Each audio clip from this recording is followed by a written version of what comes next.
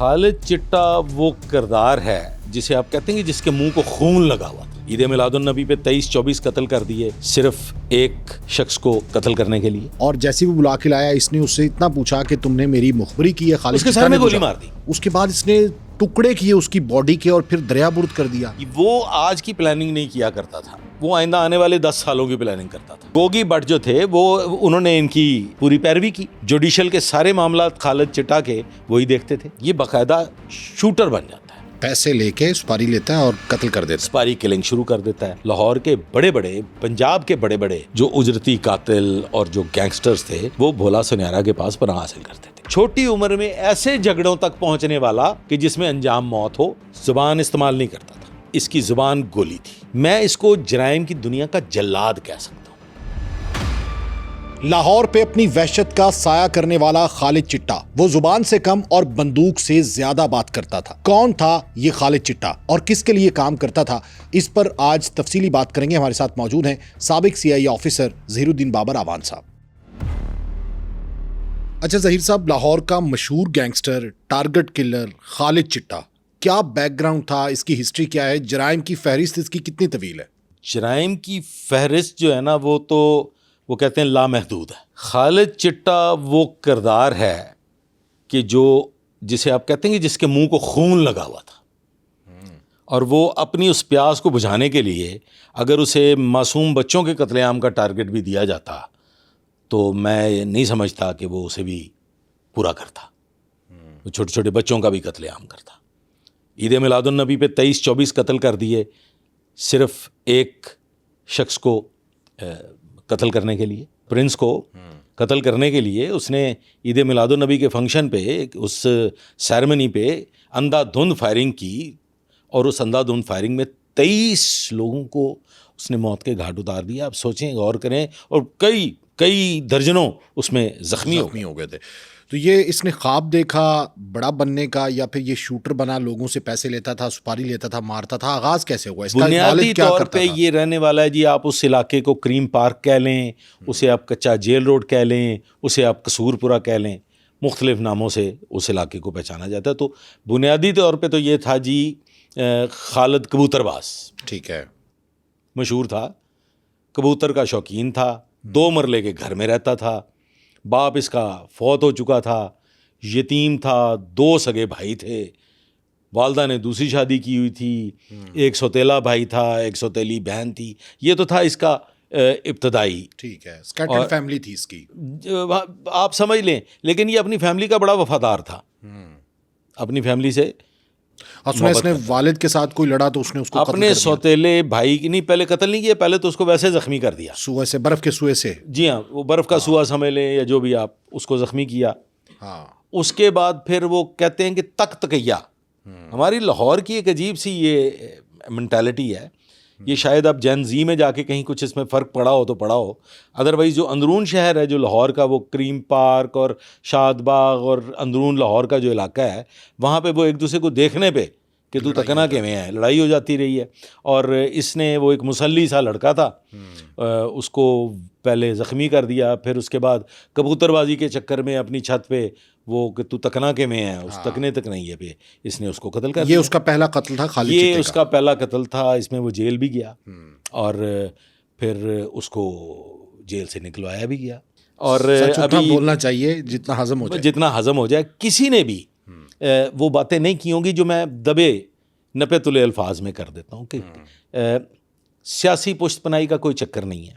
ये एक ऐसी शख्सियत कि जो किसी ज़माने में लिबर्टी की सदर भी रही और वो टाउन नाज़म भी रही। वो शख्सियत आजकल कुछ फड्डों में भी गुमनामी की ज़िंदगी गुजार रही है। वो जो शख्सियत है, मॉडल टाउन के एरिया में रहाइश है और एक काफली की एक शख्सियत है, उनके साथ उनका फड्डा है, ये मुकदमेबाजी भी चल रही है। ये उनके पर्सनल ज़ाती गनमैन हुआ करता था। अच्छा, खालिद चिट्टा, ओके। वहाँ से ये बुनियादी तौर पे फिर बढ़ता चला गया।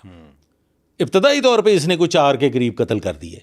अच्छा, 2 मुखबर कत्ल कर दिए, वो मुसल्ली कत्ल कर दिया, फिर इस तरह से ये अच्छा, वो कत्लेआम कहते इसका हैं जारी कि रहा। एक गोगा नामी लड़का था जो इसके साथ रहता था, इसने उस मुखबर को घर से बुलाया, गोगा घर से बुला के लाया, और जैसे ही वो बुला के लाया इसने उससे इतना पूछा कि तुमने मेरी मुखबरी की है? खालिद उसके चिट्टा सर ने में गोली पूछा। मार दी। उसके सर में गोली मारी, बस नहीं किया इसने, उसके बाद इसने टुकड़े किए उसकी बॉडी के और फिर दरियाबुर्द कर दिया। जी, इतनी सफा 86-87 की बात है, हाँ जहाँ से इसका जो इसको जाम मिलती है ना। ठीक है। ये बुनियादी तो अच्छा, अब मुझे मजबूरन नाम लेना पड़ता है। हाँ। और मेरे दोस्त, मेरे अहबाब, साथी फ़ोन करके कहते हैं सर जी बस कर दो। अब एक शख्सियत है, यही शख्सियत जिनका ये गनमैन था, वो जेल में थी। ठीक है। 86-87 का दौर है। ठीक है। और उन्हीं दिनों में एक भट्ट साहब भी जेल में थे। ठीक है। उन भट्ट साहब ने इनका इस्तेमाल भी बाद में बहुत किया, खालिद चिट्टे का। ओके। अब उन जिनका ये गनमैन था और भट्ट साहब, ये दोनों चूंकि रामगली वाली साइड पे ना एक मर्डर हुआ था उसमें। अब मैं मजबूरी है ना सर, पता तो मैनू सारा ही है, और मैं मतलब किन्ना को दसा ते किन्ना को ना दसा। नहीं लोगो होना ना, तुसी नाज़रीन नू सारा दसो। अच्छा, वो अब ये जेल में थे, वहाँ पे खालिद चिट्टे का इंट्रोडक्शन हो गया भट्ट साहब से। ठीक है। अब जिसको भट्ट साहब की समझ आ जाए उसकी मर्जी है। अच्छा, भट्ट साहब से जब ताल्लुक़ कायम हुआ, भट्ट साहब ने ताल्लुक़ तो कायम किया, लेकिन अपने एक कज़न भट्ट साहब के साथ तारुफ करवा दिया खालिद चिट्टे का। यानी तीफी भट्ट ने गोगी भट्ट से तारुफ करा दिया। ये अब आप कह रहे हैं, मैं तो नहीं कह रहा। तो वो तारुफ क्यों करवाया? ये देखें आप, मतलब जहानत लोगों की देखें कि कहते हैं कि वो अंधे को अंधेरे में बहुत दूर की सूझी। वो आज की प्लानिंग नहीं किया करता था, वो आइंदा आने वाले 10 सालों की प्लानिंग करता था।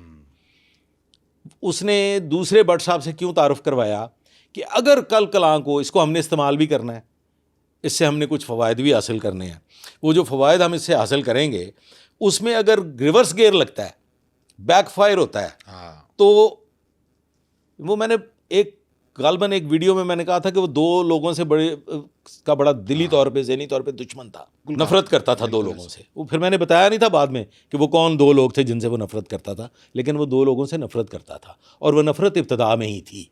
उसकी क्या वजूहत थी ये तो वो बेहतर जानता होगा, या मेरा रब जानता होगा।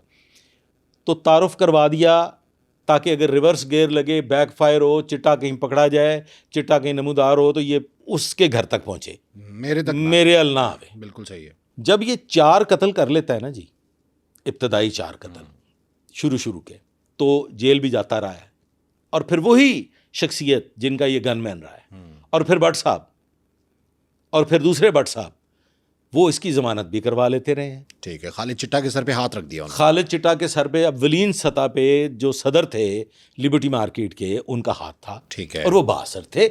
बिल्कुल सही है। वो इनसे फ़वायद भी हासिल करते थे। उन्होंने गालबन कोई बड़े इलेक्शन भी लड़े थे, ये छोटे मोटे इलेक्शंस के अलावा बड़ा इलेक्शन भी लड़ा था जो कौमी या शायद सूबाई असम्बली का इलेक्शन था, तो इससे फ़वायद हासिल करते थे। शेल्टर भी था, आशीर्वाद भी थी, और वही आशीर्वाद थी जो इसके लिए फ़ायदेमंद हुई। और फिर ये एक दफ़ा जेल जाता है, गालबन जी बिल्कुल कैंप जेल का वाक़या है।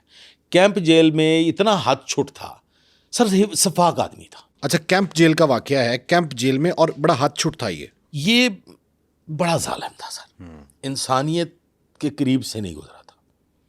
मतलब मैंने जितनी स्टडी की इसको, जितना मैं जानता हूँ, ये वो कहते हैं कि शक्ल मोमना करतूत काफरा। शक्लन शायद ये इतना सफाक दरिंदा नहीं दिखाई देता था, हमें तो नज़र आता था चेहरे में, इसकी आंखों में खून था, लेकिन अदरवाइज अगर आप इसको बहसियत एक ह्यूमन बीइंग अगर आप इस पर गौर करें तो ही वॉज नॉट, वो जानवरों के भी क्लास से थोड़ा डिफरेंट था। कैंप जेल में ये इतना हद छुट था, इतना तल्ख था, इतना जालिम था, वहाँ पे इसने पूरी जंग लड़ी, लड़ाई हो गई कैंप जेल में। कैंप जेल में मतलब ये टिकटिकी लग गया।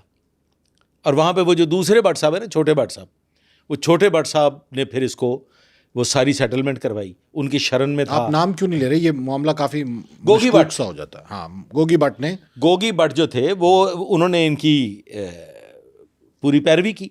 ठीक है। जुडिशल के सारे मामला खालिद चिट्टा के वही देखते थे। वहाँ लॉकअप के जो मामलात हुए, वहाँ पे जो सारा लड़ाई झगड़ा हुआ, उसमें गोगी भट्ट ने वो मामला तय किया। फिर वहाँ पे रिलीफ भी मिला और वो सारे मामला हल हुए और फिर बाद में बरीयत भी हुई। ठीक है। अब जब ये बार बार जेल जाता है, बार बार बाहर आता है, और शेल्टर भी हासिल है, आशीर्वाद भी है, मामलात भी तय पा जाते हैं, गरीब आदमी था। आपने सिर्फ इस बात पे गौर करना है, और व्यूअर्स भी गौर कर लें कि पल्ले नहीं सी तेला कर दी मेला मेला, तो फिर पसे पर्दा पैसा तो था, जो खर्चा भी उठाते थे, जो इस्तेमाल भी करते थे। बाद अज़ा ये बन जाता है उजरती कातिल। ठीक है जी, ये बाकायदा शूटर बन जाता है, पैसे लेके सुपारी लेता है और कत्ल कर देता है, सुपारी किलिंग शुरू कर देता ठीक है। अच्छा, अब जब ये फाइनली जब ये जाता है ना जी इलाका गैर जमरूद फरारी, तो वहां पे फिर ये भोला सुनहरा, हुमायूं गुज्जर, भोला सुनहरा बहुत बड़ा नाम हुआ है, बब्बू हो सियालकोटी, भोला सुनहरा सियालकोटी गैंग है। ये गैंगस्टर वहां पे मिलते हैं इसे। Bhola Sunhara was king of gangsters, this all empire. ये वहाँ भोला सिनारा के पास ही, भोला सिनारा वो शख्सियत है जिसके पास आतिफ चौधरी, आगा नवीद एंड कंपनी, वो सारे भी पनाह हासिल किया करते थे। और लाहौर के बड़े बड़े, पंजाब के बड़े बड़े जो उजरती कातिल और जो गैंगस्टर्स थे, वो भोला सुनहरा के पास पनाह हासिल करते थे। और भोला सुनहरा जमरूद बैठा हुआ था, वो इलाका गैर में था। खालिद चिट्टा भी उसी के पास पनाह गज़ी होता है। वहाँ पे हुमायूं गुज्जर वगैरह के साथ और बब्बू वगैरह के साथ इसकी मुलाकात होती है। एक और तालिब नाम का ग्वाल मंडी का है, उसके साथ इसका अच्छा बन जाता है, ताल्लुक़ बन जाता है। उसी पे फिर ये सियालकोट की जो दुश्मनियाँ थीं, ये उन दुश्मनियों में बेतहाशा कत्ल हुए हैं। तकरीबन कहने वाले तो बेशुमार कहते हैं, लेकिन मेरे अंदाजे के मुताबिक ईद मिलादुन नबी की अगर कत्ल आप साइड पे निकालते हैं, रजिस्टर्ड कत्ल तो हो जाते हैं ना जी 4, अदरवाइज दर्जनों कत्ल है। जो खालिद चिट्टे का नाम ही नहीं आ रहा। ओके, खालिद चिट्टा तो एफआईआर खालिद चिट्टे पे नहीं होती थी, वो एफआईआर खालिद चिट्टा पे नहीं हो रही, वो दुश्मनदारियों में एफआईआर हो रही हैं। जिनकी दुश्मनी है उनके अगेंस्ट वो एफआईआर हो रही है। खालिद चिट्टा कहाँ से मंजर आम पे आता है? जो अंडरवर्ल्ड था, जो हुमायूं गुज्जर एंड कंपनी और ये सब लोग, नाजी भट्ट, ये सब लोगों में तो था, इसको एक मकाम हासिल था। नाजी के साथ भी दोस्ती, नाजी की दुश्मनी इसने निभाई, उसके साथ मिलके कत्लेआम किया। वो जो आप बात कर रहे थे ना कि मुखबर के बड़ा खिलाफ, सर मुखबर नहीं, इसने छोड़ा किसको है? मशहूर ये होता है वो जो मशहूर मारूफ वाक़या है औकाफ वाला, जिसे लोग ऐवान अदल का वाक़या, जिसमें तीफी भट्ट ने इसे यूज़ किया, जिसमें इसको तारीफ गुलशन ने यूज़ किया, और वो प्लानिंग हुई थी गुजरांवाला में। ठीक है जी। उसमें मुबीन भट्ट, अच्छा अब ये जब जेल से वापस आया ना, जब वो सारा मैनेज हो गया, इसके सारे मामलात हल हो गए, पेश भी इसको गोगी ने करवाया था। अच्छा, जो ये जेल गया था वो भी इसको गोगी भट्ट ने पेश करवाया था। ठीक है। अच्छा, इसने वफादारी नहीं छोड़ी वो लिबर्टी में, चूंकि वो लिबर्टी मार्केट में बड़े इज़्ज़तदार आदमी है, मैं उनका नाम, उन्होंने ख्याल बड़ा रखा इसका, उन्होंने इसका बहुत ख्याल रखा, और ये उनका आखिरी दम तक, जब तक ये इस दुनिया से चला नहीं गया, ये उनका वफादार रहा है। अच्छा, उनका खिदमत गुजार रहा है, उनके साथ इसने नमक हरामी नहीं की। हाँ, तारीफ गुलशन से दूर हो गया था, तीफी भट्ट से एक मकाम पे आके इसने दूरी इख्तियार की, वो मैं आगे चल के आपको बताता हूँ। मशहूर होता है ये वो ऐवान औकाफ वाले वाक़े में, जब इन्होंने टीपू पहलवान पे हमलावर होना है, जब मुबीन भट्ट और आमिर बोड़ा को टारगेट, जब ये आता है वापस जेल से, जो फाइनल जेल से वापस आया, फिर उसके बाद मफरूरी वगैरह में जा रहा है, तो तब आके इसने अपना भी एक, वो नाजी भट्ट भी इसके साथ था, ये सब लोग इसके साथ थे, तो ये अपना एक गैंग जो है ना, ये इसने स्टैंड किया, जिसमें मुबीन भट्ट वगैरह को शामिल किया, और उसके साथ मुबीन भट्ट के साथ वो जो आमिर बोड़ा था, वो शाहिद म्यो वाला लड़का, वो इसकी टीम के मेंबर बने, और इन्होंने खुद से एक बाकायदा गैंग की बुनियाद रखी। ठीक है। तीफी इसको मुख्तलिफ मामलात में इस्तेमाल करता रहा है, कोई एक नहीं, बेशुमार मामला, लेकिन मशहूरी होती है ऐवान औकाफ वाले वाक़े में। अब ऐवान औकाफ वाले वाक़े में चूंकि हम आज खालिद चिट्टा को डिस्कस कर रहे हैं, तो खालिद चिट्टा ने मुबीन भट्ट को भी फ्रॉड किया, आमिर बोड़ा को भी फ्रॉड किया। इनको नहीं बताया कि हमारे पास टास्क क्या है, कि कौन आ रहा है जिसको मारना आ कौन रहा है। इनको बताया, चूंकि प्लानिंग गुजरांवाला में बैठ के हुई थी, लिहाजा इसने बताया भी कि ये गुजरांवाला की शख्सियत है। मुबीन भट्ट अगर शिनाख्त ना करता, मुबीन भट्ट ने क्यों वहां पे, अब हम इस तरफ भी थोड़ा आ जाए ना, हम इस बात को भी जरा डिस्कस कि करें। विड्रॉ क्यों कर गया मुबीन भट्ट? मुबीन भट्ट खौफ से विड्रॉ नहीं किया, ये भी आप जहन में रखें, मेरे नॉलेज में है। मुबीन भट्ट खौफजदा नहीं हुआ।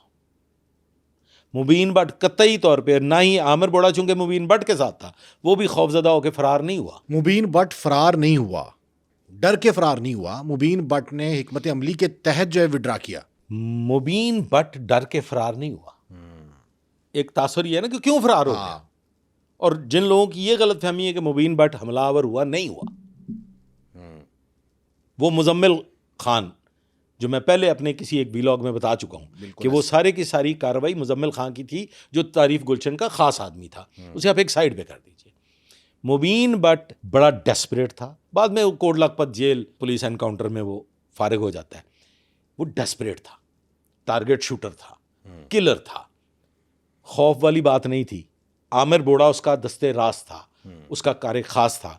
ये वहां से क्यों चले गए? जब इन्होंने ये देखा कि हमारे साथ धोखा हुआ है, खालिद चिट्टा ने हमारे साथ फ्रॉड किया है। क्या हमें गुजरांवाला का बताया गया? हमें बताया कि गुजरांवाला की पार्टी और ये तो टीपू पहलवान है। आ गया बिल्कुल। अगर पहले से ये तय पा जाता, अगर पहले से ये मामला बाकायदा क्लियर हुए होते कि हम किस पे हमलावर होने जा रहे हैं, और अग्रीमेंट हो जाता, मुबीन भी इस बात पे राजी होता कि हाँ हम ये कार्रवाई करेंगे, तो मुबीन भट्ट पीछे ना हटता। ठीक है, वो भी बड़ा गैंगस्टर था, शूटर, पूरा शूटर था। उसके पीछे हटने की वजह यह थी कि मुबीन भट्ट को यह नजर आया कि खालिद चिट्टा मेरे साथ फ्रॉड कर गया है, मुझे गलत इस्तेमाल करने लगा था, लिहाजा वो पीछे हट गया। और फिर वो कार्रवाई मुजम्मिल खान को करनी पड़ी। अब ये जो मुबीन भट्ट और आमिर बोड़े के साथ क्या होना था, बड़ी अंदर की बात बता रहा हूं आपको। उनको भी मौके पे मार देना था? नहीं सर, उन्होंने ये सारी कार्रवाई मुकम्मल करके खालिद चिट्टे के पास पहुंचना था। ओके। और उन्होंने पीसेज में दरिया बुर्द होना था। अच्छा, खालिद चिट्टा को ये टारगेट दिया गया था भट्ट बिरादरान की जानिब से कि जैसे ही ये टीपू को कत्ल करके आएंगे तो तुम इनके टुकड़े करोगे और उसके बाद उसी तरह दरिया बुर्द कर दोगे, ताकि लाश भी नहीं मिलेगी, इन्वेस्टिगेशन में साबित भी नहीं होगा। यस, और इस बात का मुबीन भट्ट को और आमिर बोड़े को पता भी चल गया था। ओके। उसके बाद खालिद चिट्टा मुतअद्दिद कोशिशों के बावजूद इनको नहीं बुलवा सका। भरपूर कोशिश की उसने कि ये मिल जाएं, लेकिन नहीं मिले। मुबीन भट्ट का जो पुलिस एनकाउंटर है, मैं उसको भी नहीं डिस्कस करना चाहता। खालिद चिट्टे का जो कत्ल है, उसकी भी खसूसी वजूहात है। खालिद चिट्टा भी मर्डर हुआ। अभी खालिद चिट्टे ने फिर क्या क्या कारनामे अंजाम? खालिद चिट्टे ने वो जो था नाजी, उसकी दुश्मनी में उसका दुश्मन जो था वो गालिबन सलीम चिट्टा, उसको भी कत्ल किया। और ये खालिद चिट्टा ने किया सिर्फ नाजी भट्ट की वजह से? नाजी भट्ट की वजह से। जितने कत्ल उसने किए हैं, वो अब टारगेट शूटर भी बन चुका है। वो पैसे लेके कत्ल भी करता है, वो सियालकोटी गैंग के लिए भी कत्ल करता है, और वो लाहौर में मुख्तलिफ मकामात पे रिहाइश इख्तियार करता है। अच्छा, एक जगह नहीं रहता? जगह बदलता रहता है, और वो इलाका गैर जाता है, वहाँ से टारगेट लेता है और आके भत्ता वसूल करता है। अच्छा, टारगेट भोला सुनहरा, हुमायूं गुज्जर वगैरह देते हैं? भोला सुनहरा, फिर ये पूरे, अच्छा ये सब के सब भोला सुनहरा के गैंग के मेंबर्स थे। ये सब के सब भोला सुनहरा के लिए काम करते थे, ना सिर्फ टारगेट किलिंग बल्कि पैसा भी इकट्ठे करते। तो इनको कितना पैसा मिलता था टारगेट किलिंग के लिए? सर ये तो अब एक ऐसा राज है जिस पे से पर्दा नहीं उठाया जा सकता, क्योंकि ये देने वाला और लेने वाला जानते हैं।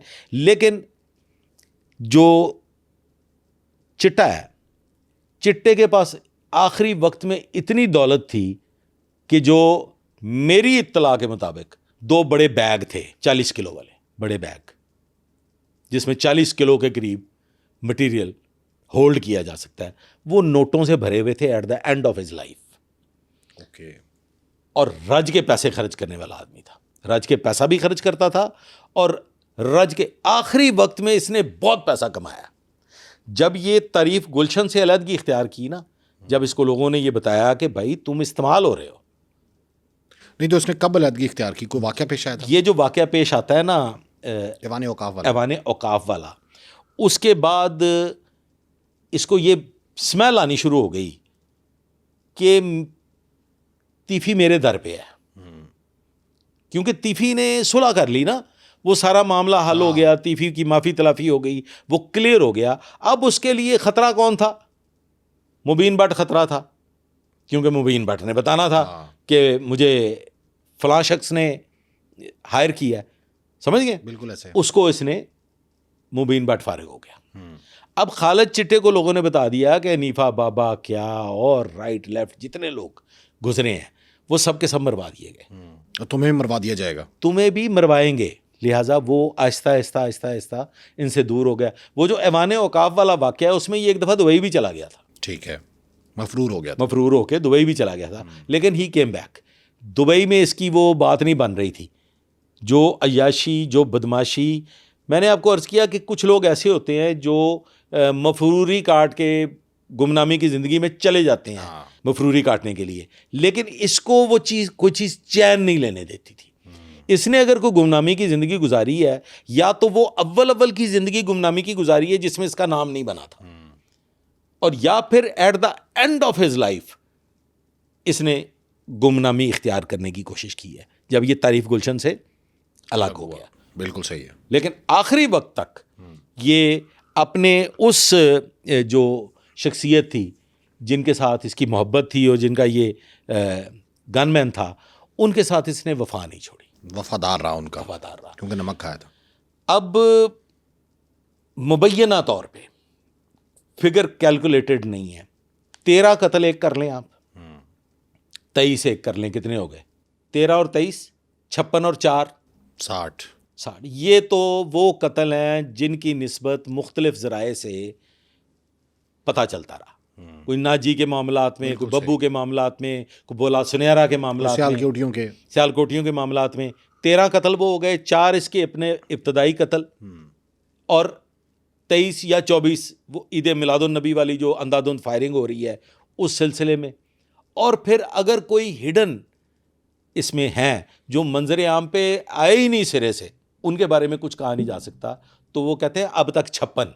हाँ, 56 कत्ल इनके हैं। अब तक 56 वाली बात जो है वो तो इन कानों ने सुनी भी है और उसकी मुख्तलिफ ज़राए से तस्दीक भी हुई है। मुख्तसरन ये कि ये जो खालिद चिट्टा है ये बुनियादी तौर पे पैदाइशी एक सफाक किरदार था, और ये कहते हैं कि ये इसकी बॉर्न इंस्टिंक्ट थी कत्लो गारत। छोटी उम्र में छुरी मार, छोटी उम्र में ऐसे झगड़ों तक पहुंचने वाला कि जिसमें अंजाम मौत हो, कत्ल करने के बाद भी शैतानियत सर पे सवार रहना, अपने मकतूल को टुकड़ों में तकसीम करके टोके का इस्तेमाल करके दरियाबुर्द करना, उसको सफ़ा हस्ती से मिटाना, डेड बॉडीज़ को गायब कर देना। तो ये एक बाकायदा जल्लाद की सी शख्सियत का मालिक वो शख्स था कि जिसका खुद का अंजाम जो है ना वो एट द एंड वो भी जल्लाद वाला हुआ, मतलब वो भयानक ही हुआ। अच्छा, ये गोगा जो था इसका दोस्त, जो उस लड़के को बुला के लाता जिसने मुखबरी की थी, उसके बाद वो डीएसपी के साथ सामने पेश हो जाता है गोगा कि जी मैंने अगवा नहीं किया, अगवा की एफआईआर आपने दी हुई है। देखें वो जो गोगा था ना, जो इसके मुखबर को बुला के लाया था शाहदरा से, वो शाहदरा के वाक़े में उसके खिलाफ हो गई थी एफआईआर। अगवा की एफआईआर, बिल्कुल ऐसे, क्योंकि बुला के वो लिख गया था जी। वो पेश हो जाता है गालिबन नसीमुल हई साहब के पास। हाँ, डीएसपी नसीमुल हई, एग्जैक्टली जी, बिल्कुल। वो नसीमुल हई साहब के पास पेश हो जाता है, कोई पेश करवा देता है उसको, और वो वहाँ जाके सब कुछ बता देता है कि मैं नहीं, खालिद जनाब मैंने कोई अगवा शकवा नहीं किया, मैं बुलाने ज़रूर गया था, लेकिन बुलवाया था खालिद चिट्टे ने। खालिद चिट्टे ने उसको कत्ल भी कर दिया, खालिद चिट्टे ने उसके टुकड़े भी कर दिए और टुकड़े करके दरिया में भी बहा दिया। फिर खालिद चिट्टा गिरफ्तार हो गया। हाँ, फिर गिरफ्तार हुआ, जेल चला गया, और फिर उसके अंदर और फिर वही अशीरबाद जो सब लोग कहते हैं जी, अशीरबाद थी, ताकतवर हल्के, वही एक शख्सियत जो आज गुमनामी की ज़िंदगी गुजार रही है, वही एक शख्सियत के जो लिबर्टी मार्केट की किसी दौर में रूह रवा रही, और वही एक शख्सियत जो मॉडल टाउन में रहती है, और वही एक शख्सियत जो आजकल एक और बड़ी शख्सियत के साथ मुकदमेबाजी में भी उलझी हुई है। ये उसी शख्सियत का गनमैन था, और वही शख्सियत इसका तारुफ करवाने वाली थी तारीफ़ गुलशन और लतीफ़ी भट्ट से। और फिर बादहू जो इसको शेल्टर प्रोवाइड करता था वो था गोगी भट्ट। ठीक है। अच्छा, ये भत्ताखोरी करता था, उसके साथ साथ अगवा बराए तावान किलिंग करता था, अगवा बराए तावान भी करता जी था। बिल्कुल, अगवा बराए तावान, टारगेट किलिंग, भत्ताखोरी। गोली की जुबान इस्तेमाल नहीं करता था, इसकी जुबान गोली थी, गोली में बात करता गोली में बात करता था। अच्छा। आम नौइयत की फायरिंग, आम नौइयत का किसी को जख्मी कर देना, 324 की तो तादाद ही कोई नहीं है। वो कहते हैं तादाद ला तादाद, तो वो ऐसी वाली सूरत हाल है। तो इसको आप ये कह सकते हैं, लोग इसे कहते हैं कि जी ये जराइम की दुनिया का कोई बेताज बादशाह था, या ये जराइम की दुनिया का कोई बहुत बड़ा डॉन था। मैं इसको जराइम की दुनिया का जल्लाद कह सकता हूं। ये वो कुंद ज़हन, नाकसल अकल, बेहुदा किस्म का एक कातल था जिसकी लाइफ की कोई प्लानिंग नहीं। तो उसने शादी वगैरह नहीं की? कोई शादी की। अच्छा। एक बेटी का बाप, बिल्कुल शादी की, और फिर एट द एंड बीवी भी मर गई। वो कैसे? इसका अंजाम ऐसे होता है जी कि ये फिर जब बिल्कुल चारों खाने चित हो जाता है। जवाल कैसे शुरू होता है? सर जवाल ऐसे शुरू होता है कि आफ्टर ऑल आशीर्वाद हटनी होती है। हाँ, जब ये अलग हो गया लतीफ़ी भट्ट से, तारीफ़ गुलशन से ये अलग हो गया, इसने अपनी एम्पायर बना ली। फिर वो जो ऐवान औकाफ वाला वाक़या हो गया, फिर मफरूरी हुई, फिर ये वापस आया। फिर जब ये इसने अपना गैंग इस्टेब्लिश कर लिया तो उस गैंग में से भी मुबीन भट्ट वगैरह इससे पीछे हट गए। हाँ ठीक है। अब ये वो वक्त था कि जब ये हो गया टारगेट। अब जो पुलिस थी ना जी, उसके लिए ये प्राइम टारगेट था। बिल्कुल सही है। और एट एनी कॉस्ट पुलिस छोड़ती नहीं होती। वो कहते हैं कि बंदा 7 फुट ज़मीन के अंदर और खला में कहीं तहलील ना हो जाए, पुलिस छोड़ती नहीं है। पुलिस लबलंदी होती है। भावें बंदा दुबई चला जाए तो भावें जिथे मर्जी चला जाए, जब पुलिस ने किसी को तलाश करना होता है तो वो फिर तलाश कर लेती है। लेकिन इसने ये सोचा था कि मुझे अब गुमनामी की ज़िंदगी गुजारनी है। पैसा इतना बेताशा था, मैं आपको अर्ज़ कर रहा हूँ ना, कि वो जो देखने वाले जो जिनको पता है, इसकी बेटी गुमनाम हो गई। इसकी बेटी का आज तक किसी को नहीं पता चल सका कि खालिद चिट्टे की बेटी कहाँ गई। तो जब ये डेथ हुई खालिद चिट्टा की, तो बेटी की क्या उम्र थी? सर मैं I am not sure about it. Young बच्ची थी, लड़की थी, मतलब नौजवान थी। ओके ठीक है। She was not a child at that time. बच्ची जवान थी, इतनी जवान थी कि उसने अपने कुर्बो जवार के तमाम हलकों को बताया, तमाम की तमाम सूरत हाल से आगाह किया कि क्या हुआ है। और बच्ची को कत्ल नहीं किया गया। बच्ची को कत्ल नहीं किया गया। बीवी पहले ही मर चुकी। बीवी को और खालिद चिट्टे को बैक वक्त एक ही वक्त में एक ही मकाम पे कत्ल किया गया। अच्छा, बीवी को भी साथ ही मारा गया जी। उसकी क्या वजह? अब इसमें देखें मुख्तलिफ राय है। फिर लोग कहेंगे ये तुम घुमा फिरा के मामला उधर ले जाते। नहीं, पुलिस ने किया। ओके, दुश्मनदारों। इसका भाई है रफीक, खालिद चिट्टे। लोग दबे हुए छुपे छुपे डके पर्दे में रख के बात कर देते हैं। रफीक वॉज मैनेज्ड, इसका सौतेला भाई। ठीक है। ये अपनी फैमिली का आखिरी दर्जे का खिदमत गुजार था। इसने मफरूरी में भी अपनी फैमिली को पाला। ठीक है। अपने सौतेले भाई, अपनी सौतेली बहन, उनकी पूरी खिदमत करता था। एक ही इसका सगा भाई था, गालबन मुझे उसका नाम नहीं याद, भोला भोला उसको कहते थे, वो इसका सगा भाई था। यानी कि इसकी माँ और बाप से सगा। बाकी दोनों जो थे वो रफ़ीक भी और इसकी माँ की तरफ से सगे थे, बाप की तरफ से सौतेले थे। ये जो रफ़ीक है इसको मैनेज किया गया सर। लोग ये कहते हैं कि रफ़ीक ने आज खुद ये कर दिया कि पुलिस रेड करती थी, आए दिन इनके घर रेड होते थे, पुलिस इनको ले जाती थी, जैसे वो विग में पुलिस ले जाती, कभी भाई को ले जाती, कभी माँ को ले जाती, कभी चाचे को, कभी ताए को। ये कोई इतना बड़ा इशू नहीं था।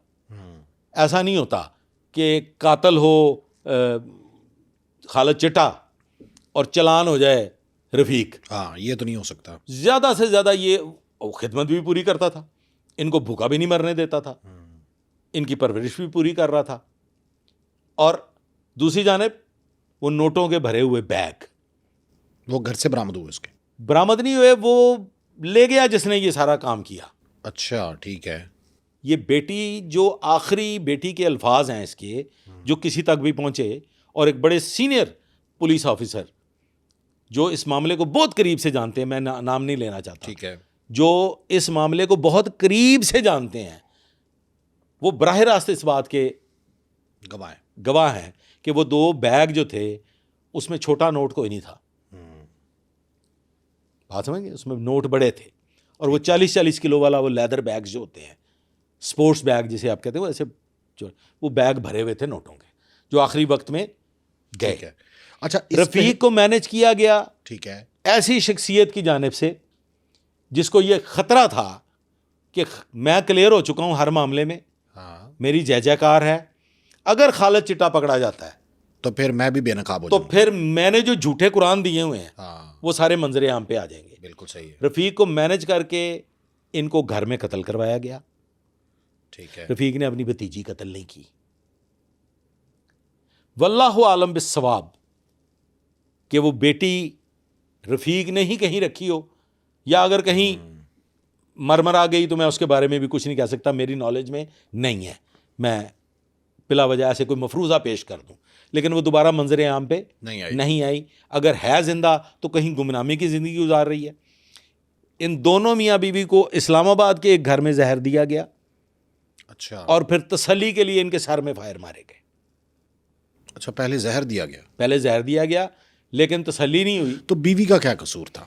सर, किस्सा ख़त्म किया, शहादत भी ख़त्म कर दी, एविडेंस भी मुका दी। यही मेरा अपना एक फियर है, बीइंग एक्स CIA ऑफिसर। मेरा ये एक ख्याल है कि बेटी भी नहीं है। अच्छा, क्योंकि बेटी भी तो गवाह होती ना। हाँ, बीवी को तो इसलिए ख़त्म कर दिया गया कि ना रहेगा बांस, ना बजेगी बांसुरी, और ये जो दौलत है ये भी हमारी हो जाएगी, और जो हमें किसी ने बाय किया है, हमें जो इस्तेमाल करने वाला है, जिसने हमसे फ़ायदा हासिल किया है, जिसकी वजह से हम अपने भाई को मार रहे हैं। छुपाए ना बात। नहीं, मैं छुपा नहीं रहा सर। हाँ। फिर लोग कहते हैं सर जी तुसी घुमा फिरा आगे बत्ती होते फिट कर देंगे हो, पता नहीं आप जनाब शायद किसी दूसरे ग्रुप के। नहीं, वही है, सब लोग जानते हैं। जो ऐवान औकाफ के मामलात हैं, जो दीगर मामलात हैं, जेल में जो मुलाकात हो रही है वो सियासी शख्सियत जो है उसके साथ, और वो वही भट्ट बरादरान वही मैनेज करने वाले हैं। अच्छा, यानी खुल के बात बता देते हैं कि इसमें तीफी भट्ट बरादरान जो थे जी, वो शामिल थे खालिद चिट्टे को रास्ते से हटाने के लिए। जी एग्जैक्टली। क्यों? ये आखिरी सिरकड़वा शैतान सी। अच्छा, यानी वही जैसे आपने पिछले वीडियो में बताया था कि तीफी को लगता था कि कोई मुझसे ऊपर जा रहा है। मुझसे ऊपर भी नहीं जा रहा, वो तो इसका खतरा।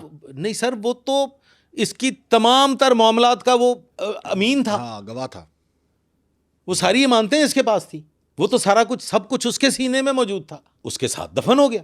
तो खालिद चिट्टे की जहां पे उसने इतनी सफाकियत से अपनी जिंदगी गुजारी कि किसी को जिंदा नहीं छोड़ा। तो क्या खालिद चिट्टे ने सब ये काम तीफी भट्ट के कहने पे किए? नो। अच्छा, मुख्तलिफ लोगों को खिदमात दी इसने शूटर सर, अव्वलीन सतह पे तो 4 कत्ल उसने कर दिए अपने तौर पे। एवं हवाई कत्ल नहीं होते। एक नाजी के लिए कर दिया, एक नाजी के लिए खालिद उसका कर दिया, सलीम चिट्टे का कर दिया। भोला सुनयारा के लिए 13 हो गए, भोला सुनयारा और हमायूं गुज्जर एंड कंपनी और बबू शबू ये सारे मिला के तो 13 कत्ल वो हो गए। फिर वो ईद मिलादुन नबी वाला, भोला सुनयारा को भी इसने मारा था? नहीं सर, भोला सुनयारा के लिए बिल्कुल जो ये काम करता रहा। फिर वो असद प्रिंस वाले वाक़े में जो कत्ले आम हुआ, वो क्या वो पूरा वाक़या क्या सर? वो असद प्रिंस को कत्ल करना था। ठीक है, असद प्रिंस को कत्ल करने में कोताही हो गई। हाँ, वो बात नंगी हो गई, वहां पे क्रॉस फायरिंग हो गई, गोली मार दी गई जो शूटर आया था। ये देवर already present over there. Khalid Chitta ने वहां पे कलाशनकोफ अंधाधुंध चलाई। अच्छा, इतनी कलाशनकोफ चलाई कि वहां पे सैकड़ों की तादाद में लोग जख्मी हो जाते हैं। अब अल्लाह ताला झूठ ना बुलवाए, मैंने इस बात की वेरिफिकेशन नहीं की, 23 हैं या 24 हैं, वहां पे एट द स्पॉट डेथ हो जाती है, उनकी डेथ हो जाती है। तो फिर पुलिस जो है वो फिर ये एक टेररिस्ट बन के सामने आता है। मतलब ये तो देखे ना, एक इतना बड़ा ओकेजन है जहाँ पे लोग इबादत कर रहे हैं, प्यारे नबी अलैहिस्सलातु वस्सलाम की वो जश्न मनाया जा रहा है, और उसमें अहले इस्लाम को गोलियों का निशाना बना दिया, तो दहशतगर्दी के ज़मरे में आ गया। तो अब इसमें 780 नहीं लगी या फिर इसको सारा कुछ ही अरेस्ट लगा नहीं किया? सर चढ़ गई ना पुलिस दे पीछे। ठीक है, तो ये रूपोश हो फिर गया। ये रूपोश हुआ, फिर ये दोबारा फिर उस भोला सुनहरा की तरफ गया। फिर बोला सुनहरा इलाका गैर, फिर वहाँ से बैठ के कार्रवाइयाँ, और फिर लाहौर, और फिर लाहौर से मतलब ये किसी ज़माने में भी अपनी आखिरी ज़िंदगी को पहुँचते तक इसने कत्लेआम बंद नहीं किया। अच्छा, आखिरी ज़िंदगी को ये पहुँचता है जब ये यहाँ से रूपोश हो जाता है, किसी के इल्म में लाए बगैर। तो ऐसे शूटर से शादी किसने कर ली फिर? तो पहले हो चुकी थी। अच्छा, पहले शादी हो चुकी, शूटर बाद में बनाई। ये जो रफ़ीक है ना, इसके अलावा इसका पता भी किसी को नहीं था, फैमिली के अलावा किसी के इल्म में नहीं था कि ये कहाँ है। ओके, तो इसलिए रफ़ीक को इस्तेमाल ना किया। इसने किसी दोस्त को इस्तेमाल किया, ना इसने किसी साथी को इस्तेमाल किया। जो साथी थे उन पे ये एतबार ख़त्म कर चुका था। ये वन मैन आर्मी था। ये अब वन मैन, मतलब आखिरी बंदा रह गया था, फैमिली के साथ लॉयल था। सोचना ये पड़ेगा, गौर ये करना पड़ेगा बज़मी साहब, कि जब बंदा अपनी ज़िंदगी बचाने के लिए निकलता है ना, जब वो ज़िंदा रहने का ख्वाहिशमंद होता है ना, तो मर जाता है। बलाज के साथ भी यही हुआ। जब वो ज़िंदा रहने का ख्वाहिशमंद था, जब वो ज़िंदा रहना चाहता था, तो वो मर गया। हाँ, वो तो कहता था सुलह सफाई, मामला ठीक हों। ठीक है ना जी।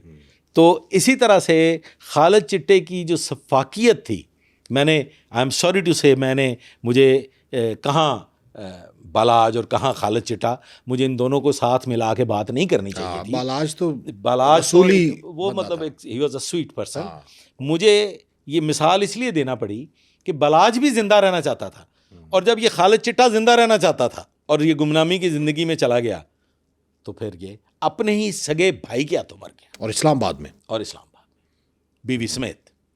बेटी का आज तक कोई पता नहीं चला वो कहाँ गई। अच्छा, अब सबसे बड़ा सवाल जो नाजरीन के ज़हन में भी आता है, कमेंट सेक्शन में भी वो अपनी राय का इजहार करते हैं, वो कहते हैं कि पुलिस क्या करती थी तब? देखें सर, पुलिस के पास उस ज़माने में जो मीडियम ऑफ इंफॉर्मेशन था, जो जिसे आप मुखबर कह सकते हैं, वो मुखबर यकीनन इमाम मस्जिद तो हो नहीं सकता, मुखबर किसी स्कूल मास्टर तो हो नहीं सकता। वो तो भी गैंग का हिस्सा ही होगा। मुखबर होता था छोटा criminal. You need a thief to catch a thief. बिल्कुल ऐसे। चोर को पकड़ने के लिए किसी न किसी चोर की ज़रूरत पड़ती है। तो पुलिस के पास तब जो साइंटिफिक मेथड था, वो दो थे।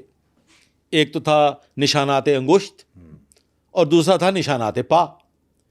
तीसरा था गवेड़, कि किस किस्म की वारदातें करते हैं क्रिमिनल्स। ठीक है। और मॉडस ऑपरेंडी क्या है, मतलब किसी भी क्रिमिनल का तरीका वारदात क्या है। कोई जाली काट के वारदात करता है, कोई छत फलांग के वारदात करता है, कोई छत में सुराख करके वारदात करता है, कोई गन पॉइंट पे वारदात करता है।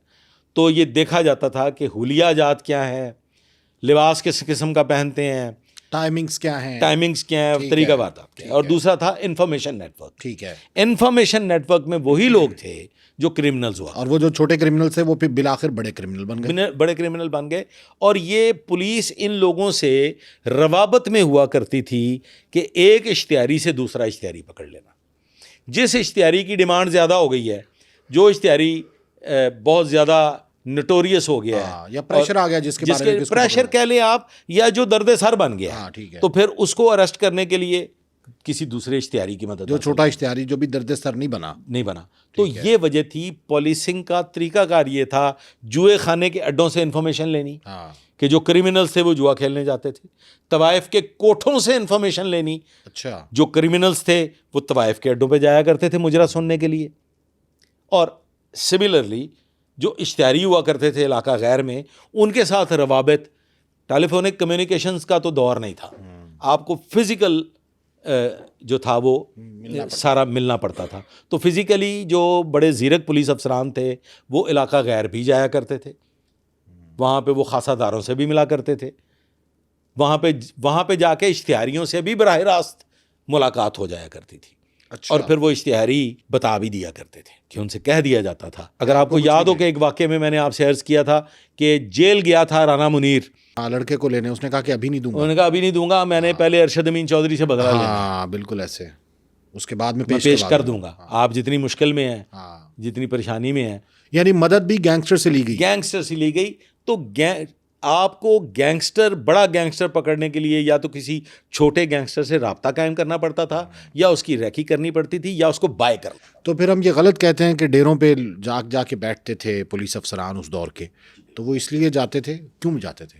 खाने शाने भी चलते थे सर। और इवन दो कि ये बड़े लोग जो हैं वो आपके थानों के खर्चे भी उठाते थे, वाइट वॉश करवाते थे, पंखे लगवाते थे। आज के दौर में बैठ के ना आप, हाँ, आज जो बात करते हैं ना, वो आप उस दौर में नहीं कर सकते थे। पुलिस के पास जो स्ट्रेंथ थी, बड़ी महदूद स्ट्रेंथ हुआ करती थी। वो तो पुलिस आज भी कहती है। नहीं, आज भी है। हाँ, लेकिन पुलिस के तो वसाइल ही पूरे नहीं हो रहे। तो ना पूरे लाहौर में ना सर, आप स्टैटिस्टिक्स निकाल के देख लें। हाँ, आप पुलिस हेडक्वार्टर से मालूमात हासिल कर लें। 4 गाड़ियां थी पूरे लाहौर में, पूरे लाहौर। और थाने कितने थे? आप 10 थाने लगा लें। ठीक है, ठीक है जी। बढ़ते बढ़ते बढ़ते बढ़ते थानों में से ही नफरी निकल रही है। हाँ। थानों में से ही नफरी निकल रही है। ना तो किसी एक ज़माने में एक मजलिस शूरा हुआ करती थी, और उसका एक इजलास हुआ असेंबली में, ज़ियाउल हक साहब के ज़माने की बात है। तो उन्होंने कहा जी कि यार पुलिस के बारे में भी कोई गौर कर लेंगे, मैं आपको हकीकी बात बता रहा हूँ, जेन्युइन सच बता रहा हूँ। हाँ। उन्होंने कहा जी पुलिस के बारे में भी बात कर लें, पुलिस के पास पैसा नहीं है, पुलिस के अखराजात पूरे नहीं होते, पुलिस के जो बजट है वो इतना महदूद है, आज भी महदूद। लेकिन अब अगर आप देखें ना, डॉक्टर उस्मान अनवर भी आईजी थे ना, उनसे पहले भी कई आईजी हुए, आइंदा आने वाले वक्त में भी कई आईजी होंगे। लेकिन डॉक्टर उस्मान अनवर ने हुकूमत से पैसा लिया पुलिस की फलाह बहबूद के लिए। आपने अपना एक नुक्ता नज़र बयान करना होता है, और पुलिस और अथॉरिटीज़ को, कमांड को, हुकूमत को बताना होता है कि जी स्पेशल इनिशिएटिव पुलिस स्टेशन सिप्स क्यों बनने चाहिए, पुलिस स्टेशन की तज़ीनो आराइश क्यों होनी चाहिए, उससे अवामुन्नास को क्या फ़ायदा पहुँचेगा, गाड़ियाँ जदीद क्यों होनी चाहिए, उससे अवामुन्नास को क्या फ़ायदा पहुँचेगा। तो उस दौर में भी किसी एक पुलिस ऑफिसर ने ये रिक्वेस्ट पेश की, और उस पर यह बिल पेश हुआ कि जनाब पुलिस के अखराजात में इजाफा किया जाए, बजट बढ़ाया जाए। तो जो चेयरमैन थे ना, पता नहीं मजलिस शूरा ही थी, कुछ इस तरह से उसका नाम हुआ करता था, मैं सॉरी, मैं मेरी कोई बात नहीं, ठीक है। वो कहते हैं जी कि वो जो चेयरमैन थे, उन्होंने कहा यार पुलिस में छोड़ो, वो अपना खर्चा खुर्चा पूरा कर लेंगे ने। तब से पुलिस यही काम कर रही है। पुलिस पे हमेशा ये बर्डन रहा है, आज भी है, सॉरी टू से, माजरत के साथ। डॉक्टर उस्मान अनवर ने पुलिस को ज़मीन से उठा के आसमान पे पहुंचाया, सिर्फ पुलिस को, सिर्फ पुलिस को, क्योंकि उन्होंने प्रमोशंस बहुत ज़्यादा की। सर प्रमोशंस के अलावा जो फैसिलिटेट किया ना सर। हाँ, लेकिन उस फैसिलिटेशन का, अच्छा एक चीज़ तो सर, आप इस चीज़ को तस्लीम करेंगे, मैं मानता हूँ कि उस्मान साहब बहुत विजनरी ऑफिसर थे और अच्छे आईजी साबित हुए सिर्फ पुलिस के लिए। मैं तो शुरू से कहता आ रहा हूँ कि उन्होंने कोई ऐसा इकदाम नहीं किया जिससे अवाम को कोई फ़ायदा हो। आप मुझे ये बताइए कि कौन सा ऐसा इकदाम आप चाहते थे कि वो अवाम के लिए हो? सर जो पुलिस का एहतसाब है वो कमज़ोर रहा उनके दौर। नहीं सर, पुलिस ही वो वाहिद इदारा है जिसका एहतसाब होता है, जिसका फौरी एहतसाब होता है, जिसका एहतसाब होता है। लेकिन आईजी साहब नहीं करते थे। सर होता था। अभी देखें, मेरी अर्ज सुने, अभी आप देखेंगे पुलिस के रवैये से तंग आके सरगोधा की एक फैमिली ने खुदकुशी कर ली। सर देखिए मैं बताऊं, कहते हैं कि राह पे जाने ते वाह पे जाने, ये सारी चीज़ें वो कहते हैं हियर से एविडेंस इज नो एविडेंस। मैं I not at all protect my department. मैं यहाँ कोई अपने डिपार्टमेंट का कोई नुमाइंदा बन के नहीं बैठा हुआ। देखें, पुलिस में बिल्कुल काली भेड़ें मौजूद हैं। पुलिस भी इसी माशरे का हिस्सा है। इसी माशरे में जाली बच्चों की अद्वियात बनाने वाले भी हैं। इसी माशरे में बच्चों के लिए केमिकल मिला दूध बनाने वाले भी हैं। तो पुलिस हम कहीं आसमान से नाजल नहीं हो सकती। नहीं, ये कह के जान तो नहीं छुड़ा, नहीं जान नहीं छुड़ा सकते। पुलिस एक डिसिप्लिन फोर्स है। बेशक है, इसी डिसिप्लिन फोर्स काहे की है। जब मैं सर मेरी यार सुन लें, मैं एक आम नौइयत का जो शख्स है ना सर, जो 8 घंटे मुलाजमत करता है, वो 50-55 हज़ार 56 हज़ार रुपए पे लात मारता है। क्या है 50 हज़ार? मैं दिन भर में 50 लोगों को देखता हूँ, वो कहते हैं जनाब मैंने एमए किया हुआ है, हमें 50,000। सर हमारा पुलिस का कांस्टेबल लॉ ग्रेजुएट, नहीं, ये बिल्कुल आप ठीक कह रहे हैं। इतनी सी सैलरी लेता है जो 9 तारीख को 10 तारीख को खत्म हो जाती है। अभी कल एक ना मसाइद हालात, कल जो ऑर्डर हुआ है कि आप आने वाले को सर जी कह के मुखातिब करें, मैंने इस पे बाकायदा तौर पे लिखा कि सिर्फ ये नहीं बल्कि टीएडीए पुलिस को टाइम पे नहीं मिलता, जो पुलिस इन्वेस्टिगेशन के अखराजात हैं वो कम मिलते हैं, उसका खर्चा ज़्यादा हो जाता है, ठीक है।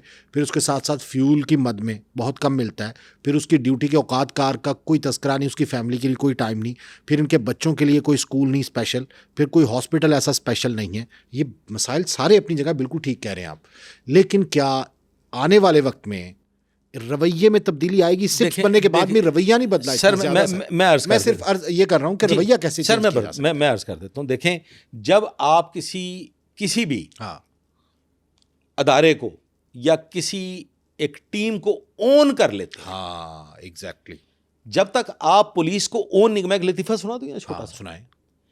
एक घाट था, नहरों के किनारे पे ना छोटे छोटे घाट बने होते थे जहां पे खवातीन कपड़े धोया करती। हाँ बिल्कुल। आज भी अगर आप सबर्ब्स में चले जाएं तो नहरों के किनारे पे ऐसे मकामात होते हैं जहाँ खवातीन कपड़े धोती हैं। तो कुछ खवातीन कपड़े धो रही थी और एक खातून ने कहा कि ओ देखो को बंदा आंडिया, पर्दा कर लो। तो सब खवातीन ने पर्दा कर लिया। तो जब वो बंदा करीब पहुंचा तो एक खातून बोली हाँ बंदा थोड़ी है, था पुलिस वाला।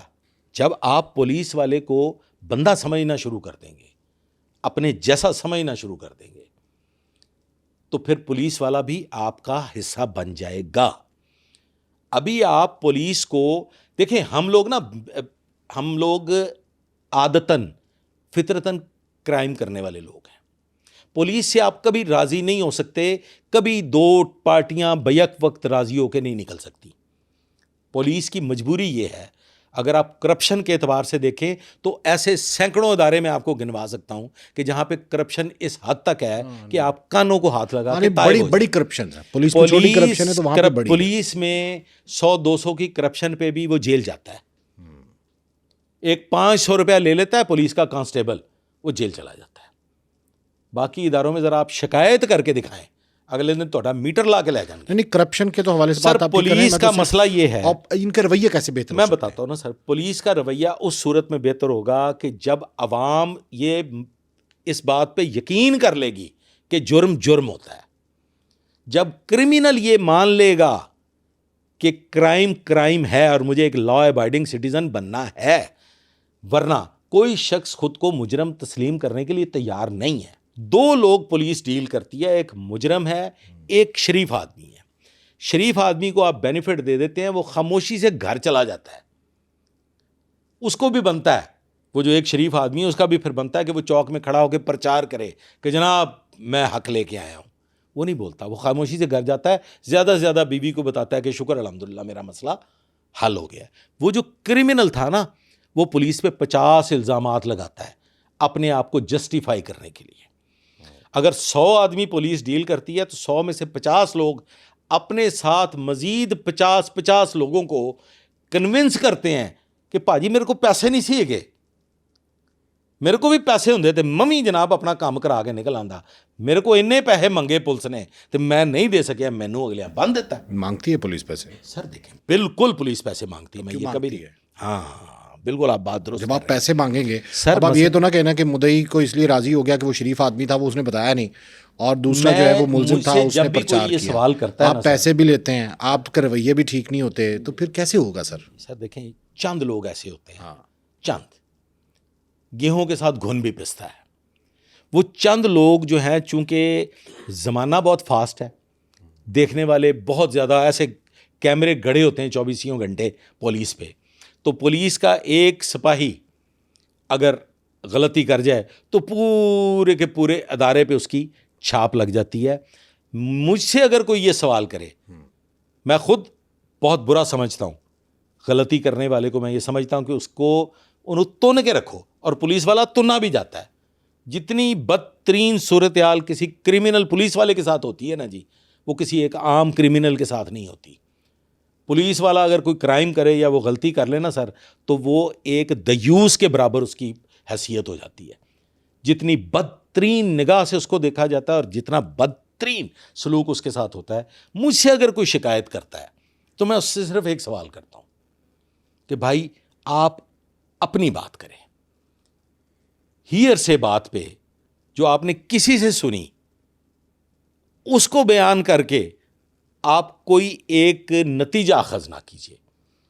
अगर तो बराह रास्त आपने कहीं कुछ भुगता है ज़ाती तौर पे, नहीं वो मेरे साथ तो नहीं सर, मेरे साथ तो ऐसा नहीं हुआ जनाब, वो मोहम्मद शहन के साथ हुआ था, वो मैंने अखबार में पढ़ा था, वो जनाब वो बला जगह 2 लोगों ने खुदकुशी कर ली थी, वो मैंने अखबार में पढ़ा था।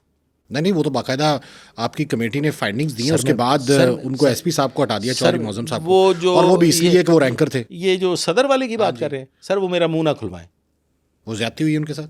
मैं कुछ भी नहीं कहना चाहता, नो कमेंट्स। पीएसपी क्लास ने रैंकर्स के साथ ज्यादती नहीं, पीएसपी क्लास नहीं है सर, पीएसपी मैं यहाँ पे आतिफ नज़ीर कद्दर भी पीएसपी हैं, तो कमाल ऑफिसर हैं आतिफ नज़ीर साहब। डॉक्टर उस्मान अनवर भी पीएसपी हैं। इसी तरह से अगर आप देखें तो और बहुत से आपकी नज़र में होंगे, हमारे जो एसएसपी एडमन है वो भी पीएसपी हैं, आपके सीसीपी लाहौर भी पीएसपी हैं। पीएसपी नहीं सर, वो एक अलग जंग है, वो सुप्रीमेसी की एक अलग जंग है, उसको आप एक साइड पे, वो तो हर तबके में हर जगह पे होती है सर। हम लोग अपनी अना की तस्कीन के लिए भी बाज़ औक़ात बाज़ मामलात कर गुजरते। पुलिस के लिए या वैसे कह रहे हैं? हम सब नहीं, अभी जो काना में जंजीरों से बांध के रखा हुआ है जी, एक चौकी इंचार्ज, चलें ओके जी, उस पे आ जाते हैं। मतलब कहाँ का इंसाफ मैं सर उस पे आ जाता हूँ। हाँ, चलिए उसी पे बात कर लेते हैं। वेरी गुड, आपने बहुत अच्छा क्वेश्चन पुट किया है, मैं उसी पे आ जाता हूँ। मैं ये समझता हूँ कि मेरे बहुत से शागिर्द हैं पुलिस वाले, और मैंने उन्हें ये काना वाले वाक़े के बाद मैंने सबको ये रिक्वेस्ट की है, एंड अगेन आपके मीडियम से मैं ये पुलिस ऑफिसर्स को रिक्वेस्ट करता हूँ कि हर वो काम जो ज़ाब्ता फौजदारी के से मुतसादम हो, हर वो काम जो पुलिस रूल से मुतसादम हो, हर वो काम जो पुलिस ऑर्डर से मुतसादम हो, उससे इनकार करें। जरूरत है इनकार करने की सर, यही तो मैं अर्ज़ करना चाह रहा हूँ, उससे इनकार करें और बचें। फेस सेविंग के लिए आपने एसएचओ भी मुअत्तल कर दिया, आपने एएसपी को भी घर भिजवा दिया। वो भाई, जिस बेगैरत ने, जिस बेशर्म इंसान ने पुलिस डिपार्टमेंट के मुंह पे कालक थोपी है, जिसने वो क्या उसको कहते हैं कलंक का टीका बनाया है, जो वो अदनान साहब है मोहतरम, ऐसी चॉइस क्यों चौकी इंचार्ज पोस्ट हुई है? मतलब आइंदा उसको चौकी इंचार्ज कहीं नहीं लगना चाहिए। चौकी इंचार्ज क्या लगना चाहिए, उसको फील्ड की पोस्टिंग नहीं मिलनी चाहिए। तो फिर पहले पुलिस के आप कैसे लोगों को चुन रहे हैं? पहले नफरी कम है सर। आप कैसे लोगों को चुन रहे हैं? हाँ, क्राइटेरिया ऑफ पोस्टिंग क्या है? क्या चेक कर रहे हैं आप?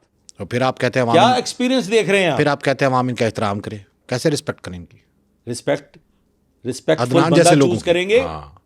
जब आप ये देखेंगे ये पॉइंट, ये पॉइंट बहुत अच्छा पॉइंट, कि रिस्पेक्टेबल लोगों को जो सिटीजन्स की रिस्पेक्ट करना जानते हो और क्रिमिनल्स के साथ आनी हाथों से निमटना जानते हो, उनको पोस्टिंग दी जाए। जैसे असद अब्बास की आपने बात की, बिल्कुल सही है, बड़ा अपराइट ऑफिसर है और बड़ा अच्छा एसएचओ है। अदनान जैसे लोग जो हैं वो टीका हैं, कलंक है, ठीक है, माथे का। बहुत बहुत शुक्रिया आपका ज़हीरुद्दीन बाबर अवान साहब। नाज़रीन, आज का ये पॉडकास्ट आपको कैसा लगा, कमेंट सेक्शन में जाकर अपनी राय का इजहार ज़रूर कीजिएगा।